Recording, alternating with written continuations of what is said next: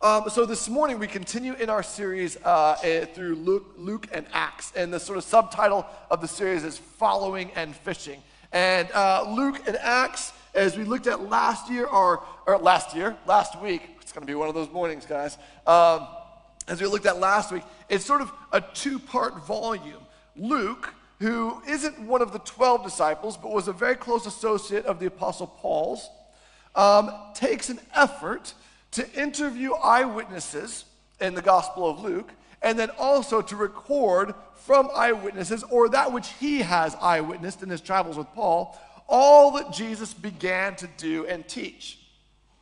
And so what we see through the Gospel of Luke and then Acts, we see Jesus' ministry on earth, and then that ministry of his on earth after his ascension being continued to be worked out on earth through his disciples. And so last week we looked at the sort of the call of the first disciples, Peter, Andrew, James, and John. And there was this miraculous catch of fish. And Peter and Andrew, who are brothers, James and John, who are brothers, are called by Jesus to come and follow him. They leave their nets and they follow Jesus. And we learned last week that that wasn't their very first interaction with Jesus. They had known who he was. They had been watching him do miracles. They'd been listening to him teach publicly. And there was this miraculous catch of fish that they had, which would have equated, we guessed, through some rough calculations, very conservative calculations, about 6 months of income for Peter, Andrew, James, and John in one day of fishing. One day of fishing. And we talked about how when Jesus calls us to follow him, he rarely comes up out of the blue. Sometimes he does. But people are interacting with him, and they says, follow me. And when he calls us to follow him, he equips us and supplies for us what we need to be able to do that. Right? And so it begins with following. And then Jesus tells Peter, hey, now you're going to become a fisher of men. And you can't say men. That's sexist. Smash the patriarchy. Fisher of people. It just doesn't roll off the tongue, does it? Fisher of people. Fisher of persons. But basically, Peter's going to go out, and he and the other disciples are going to go and gather people together for Jesus, which is a pretty cool thing. We think of fishing because we're like anglers, right? We angle.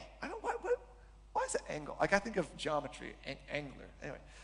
Anyway, we're anglers. So we put a bit of bait, we put a lure on the end of a pole, and we try to trick people. We're going to trick fish into biting this lure, biting this bait.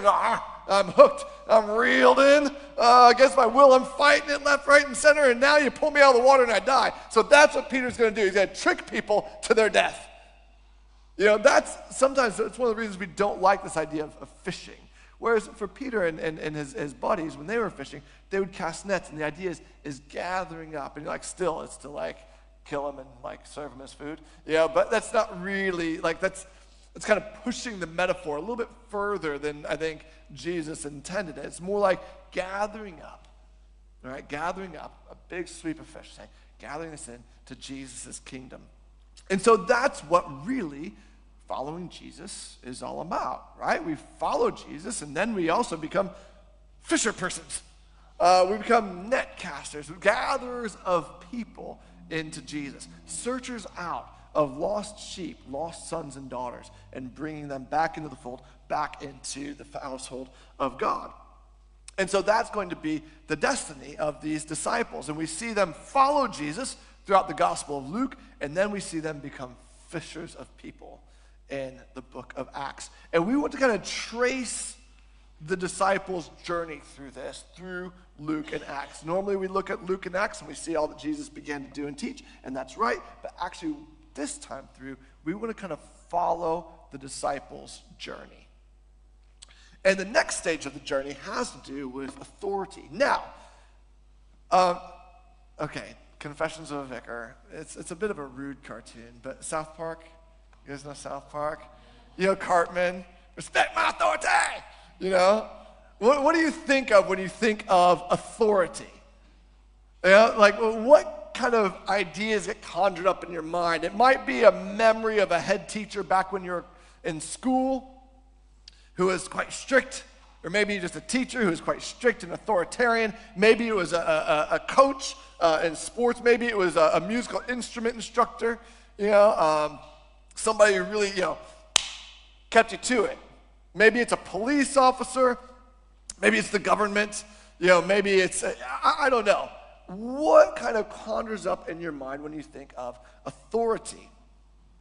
Now, culturally, take a moment and just share that with a neighbor.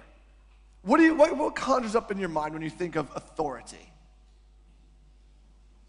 Share it with a neighbor. Take a moment or two.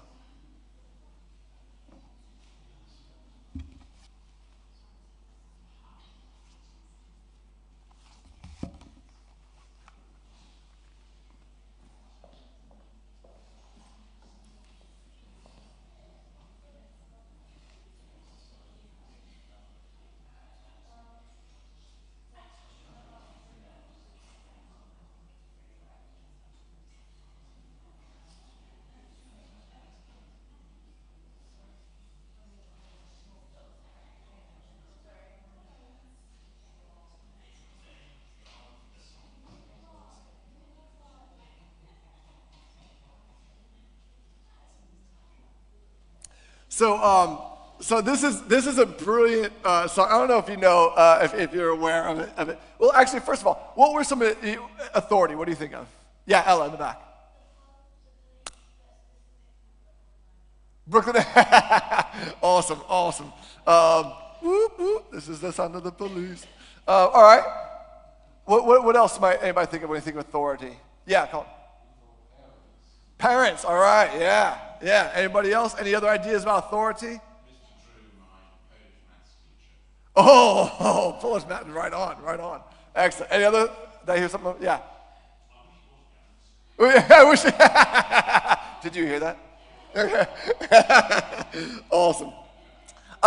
This is some of you are familiar with Morrissey from the Smiths, right? And he has a song, Irish Blood, English Heart. And the lyrics go, Irish blood, English heart, this I'm made of. There is no one on earth I'm afraid of, and no regime can buy or sell me.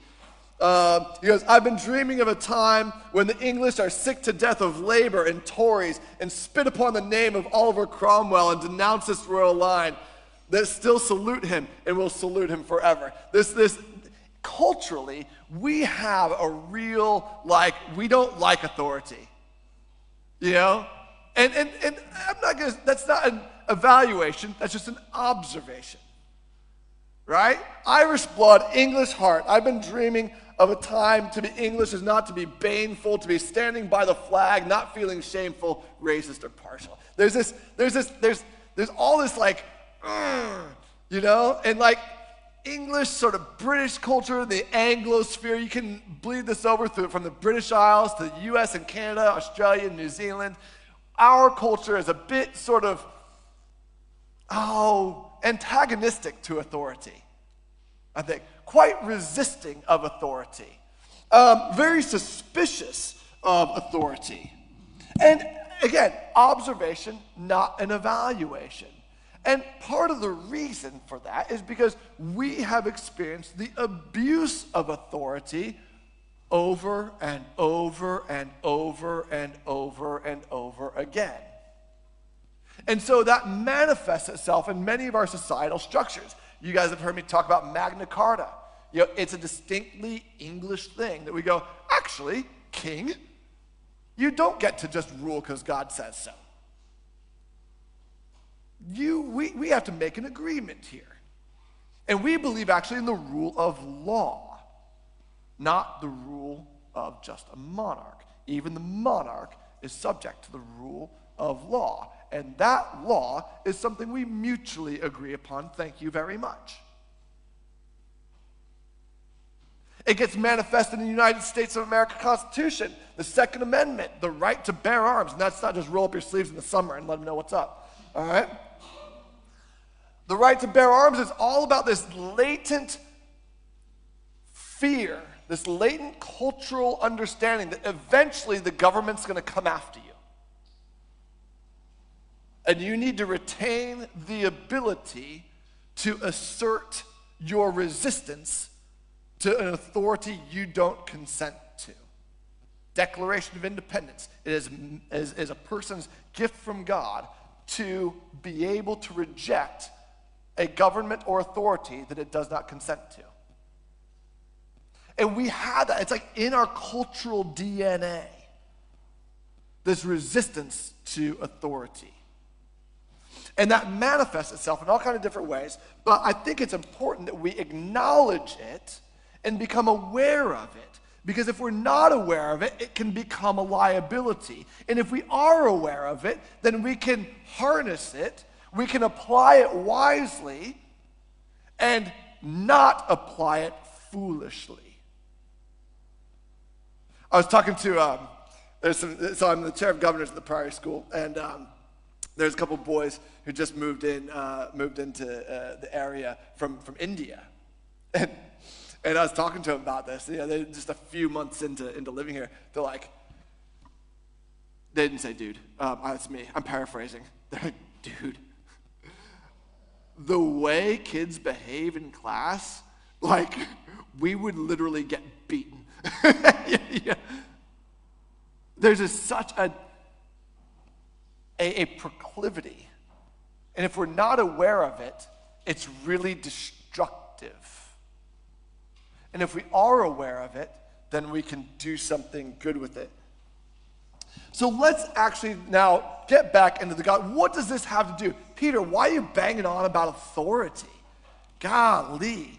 Okay, well, Jesus is he's called in chapter 5, Peter, Andrew, James, and John. We carry on, and Jesus calls Levi, whose name gets changed to Matthew. And then in chapter 6, verse 12, on those days, Jesus went out to a mountainside to pray. He spent the night praying to God. When morning came, he called his disciples to him and chose 12 of them, who he also designated apostles.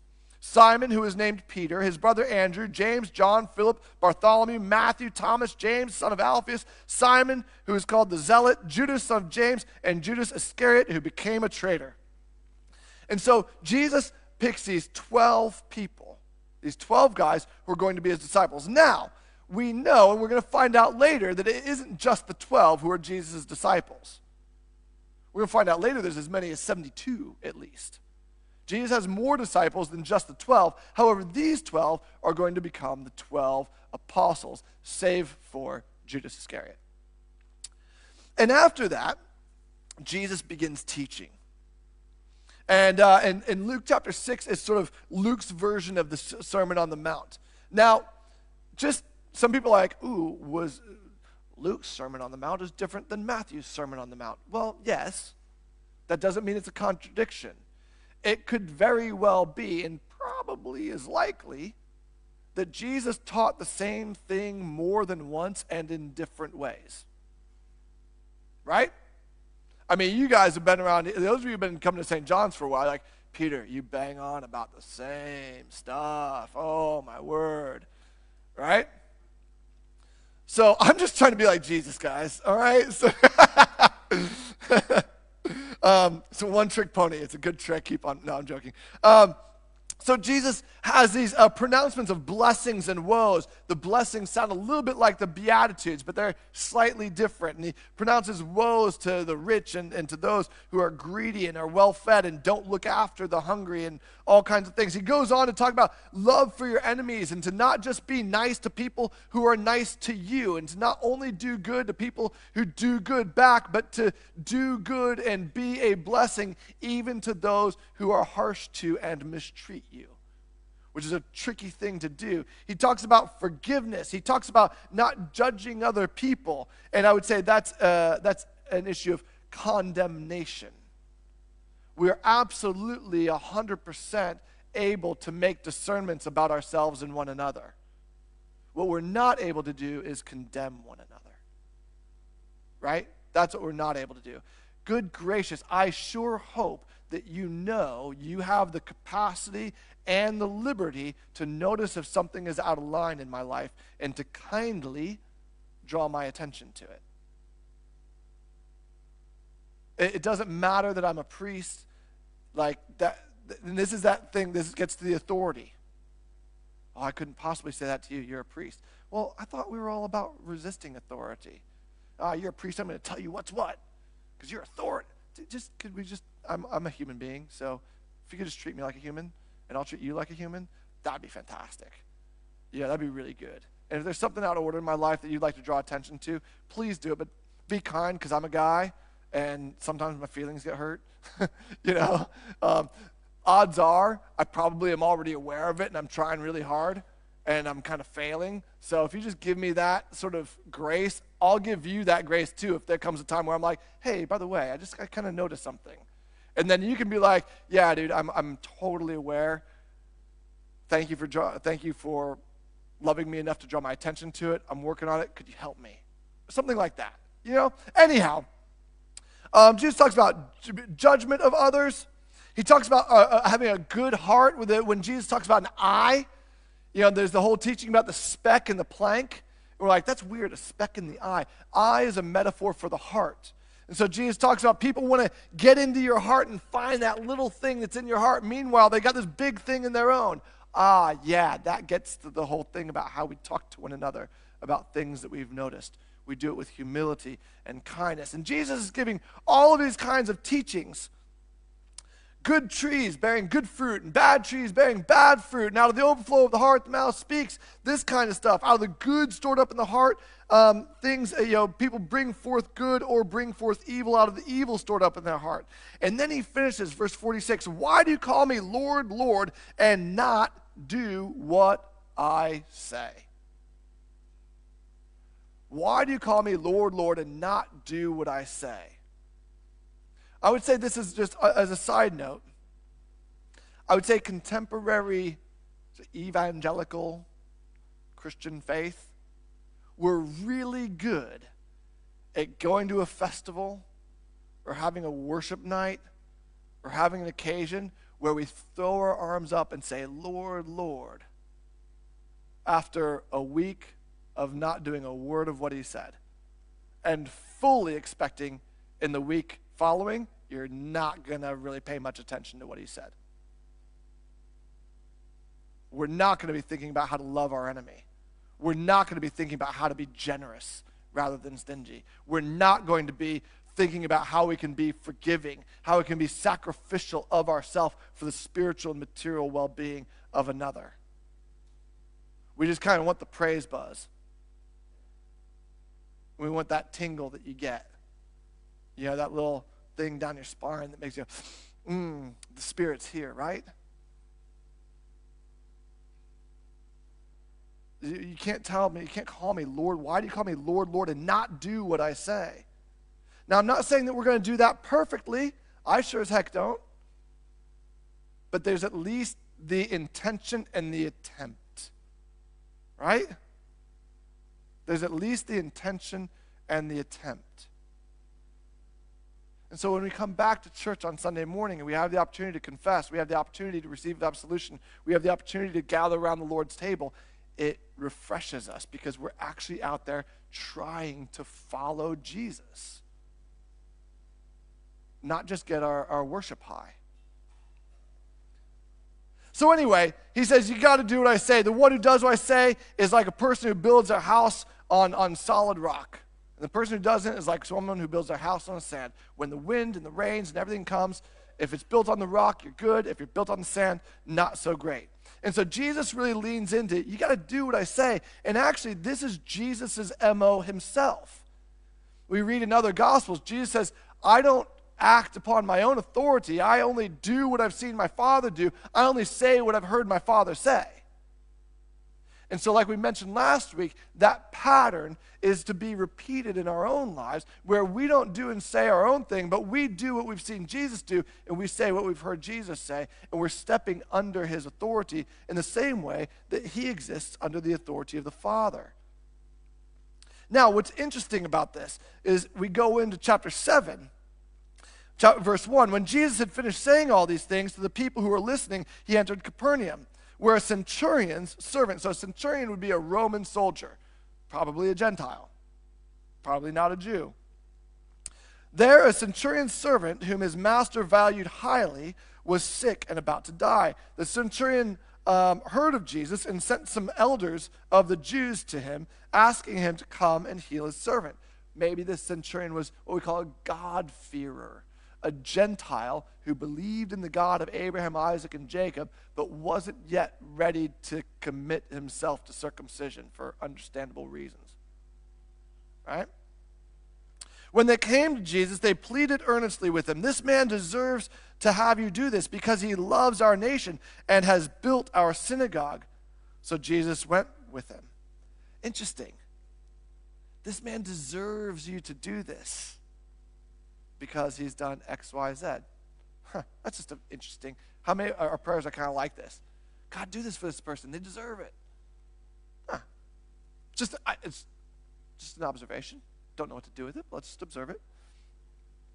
He was not far from the house when the centurion sent friends to say to him, "Lord, don't trouble yourself, for I do not deserve to have you come under my roof. That is why I did not even consider myself worthy to come to you. But say the word, and my servant will be healed. For I myself am a man under authority, with soldiers under me. I tell this one, 'Go,' and he goes, and to that one, 'Come,' and he comes. I say to my servant, 'Do this,' and he does it."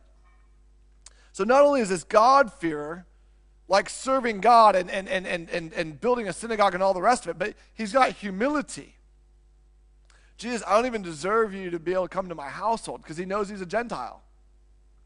Right? And Jews really, at the time, weren't supposed to go into Gentiles' homes. But he makes this really interesting comment. I, like you, am a person under authority. Therefore, I tell people under my authority, do something, and they do it. When Jesus heard this, the crowd followed him. When Jesus heard this, he was amazed at him and turned to the crowd following him. He said, "I tell you, I have not found such great faith even in Israel." Then the men who had been sent returned to the house and found the servant well. I myself am a person under authority. He recognized Jesus was under authority, and Jesus, because he's under the authority of the Father, he also then is able to have authority to heal this girl. Or heal the servant, rather. Now we get into some tricky mix. And this is where we, again, need to be aware of our cultural baggage. Our cultural baggage sees authority and submission as not just sort of jobs or roles in a sort of economy, a sort of way of things happening. We see them as value judgments. We have a very economic mind in the West. We frame our understanding of things around supply and demand and price points. Right? The greater demand, the lower the supply, the higher the price point, the greater the value, the greater the relative value. And so we then apply that to people and the jobs that they do. So if there's only a very small number of CEOs, there's a very small number of people who have the skill set to be a CEO. There's a high demand, there's a small supply, and so there's a high price point. We go, CEOs are valuable. A lot of people can take out the trash, clean the bathrooms, hoover the floors, and all of the rest of that. So there might be a high demand, but there's also a high supply, and so there's a lower price point. And so we look at the person who's doing janitorial work with less value than the person who's the CEO because their price points in the economy are different. And so we look at, that's one of the, it even frames our understanding around feminism. Women tend to get paid less than men do. Therefore, they must be at least perceived as less valuable than men because they get paid less.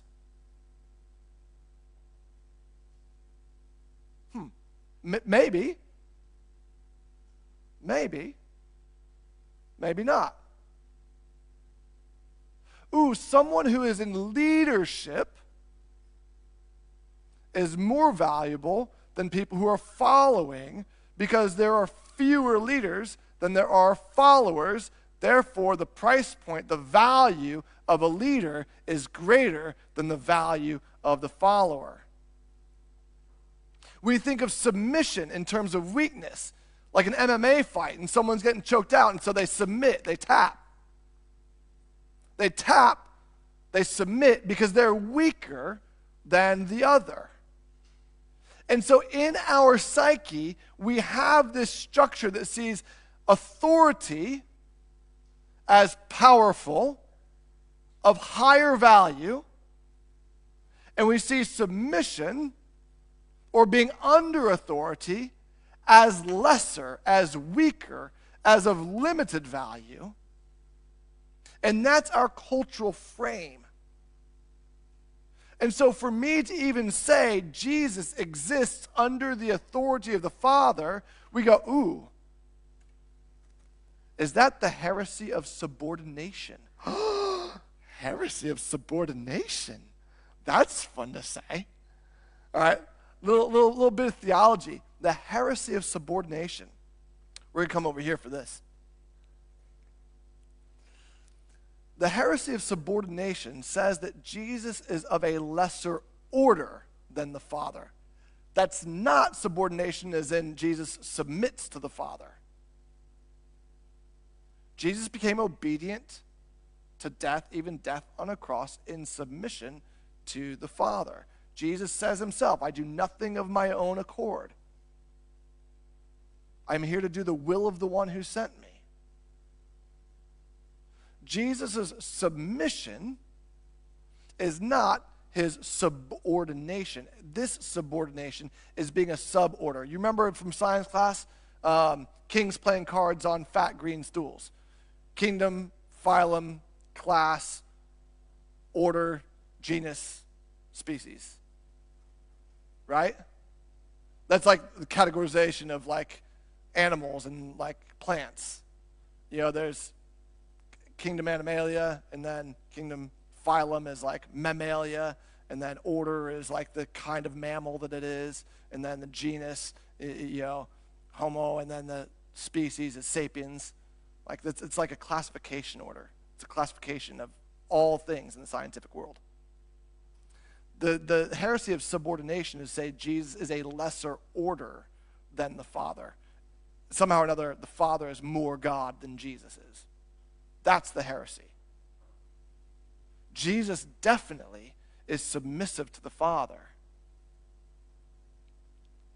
And if that's how it is in the Godhead, then there's something in us that needs to figure out how to place ourselves under the authority of Jesus without that somehow or another antagonizing our ego.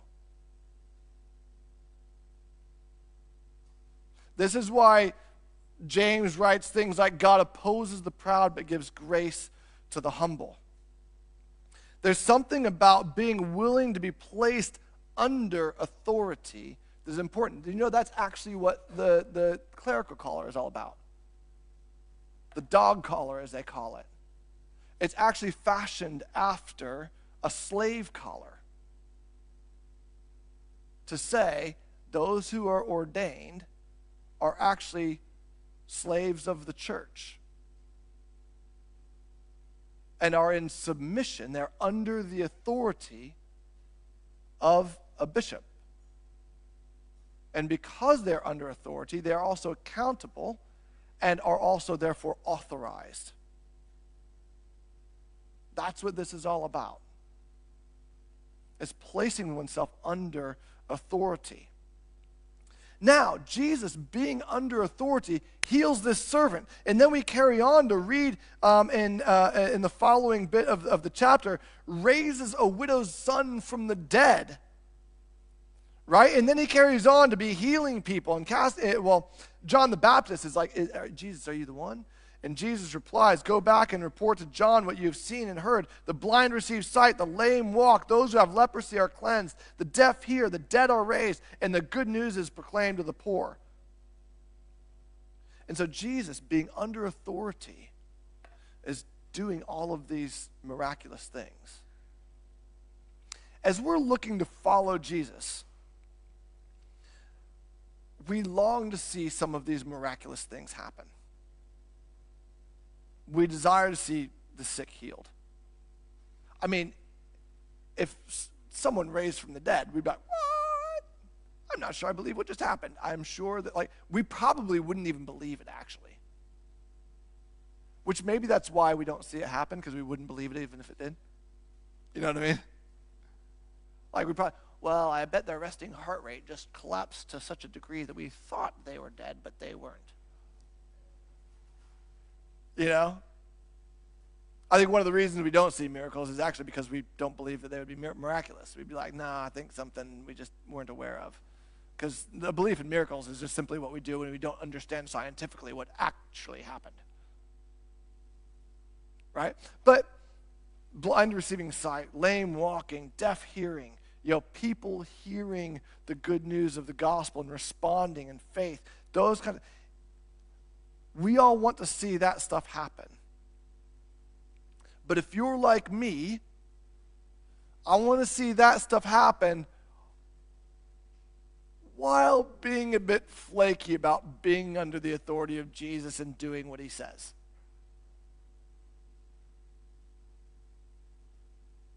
It's about getting first things first. Because we all know that there's spiritual power that isn't of God. There are spiritual powers in the world, and they're able to do miracles too. Right? And that's where they're, getting back to fishing with a lure or fishing with a net, that's where their lure and their bait is. They know you want the miraculous. And you want the miraculous bypassing the obedience. So here's the tasty little morsel attached to a hook. Here's a miracle for you. Here's something that will change your life. Here's something that will revolutionize your experience, your existence. Here's a shortcut to that life you want. But there's a hook there. When we're following Jesus, actually, we need to be attentive to his instructions on how to live. We need to be attentive, and we need to be diligent in application. We need to be willing to place ourselves under his authority. That's the first port of call. It's only when that stuff is in order that we can then begin to have confidence for some of this other stuff that we're talking about. Signs, wonders, miracles, and whatever else. And actually that's right, because my guess is if we have faith and obedience, trust and obey, for there's no other way to be happy in Jesus but to trust and obey. Do you remember that old song? Sunday school? Trust and obey, for there's no other way to be happy in Jesus but to trust and obey. That's foundational. Let's get those first things first, and then we can start thinking about, signs, wonders, miracles, all that other stuff. But as we follow, let's really lean into this. Can we accept the authority of Jesus? Are we willing to place ourselves under his authority? And to express that by paying attention to his teaching and then going and doing it. Again, like me, we're going to do it imperfectly. That's why we do it together. We encourage one another. We build one another up in love. We confess to one another. We give grace to one another. We gather around the Lord's table with each other. And we go out in the power of the Spirit to try it again this week. See what I mean? All right, let's have that in our hearts and minds as the band comes up to lead us in a time of song, worship, and response as we prepare for confession.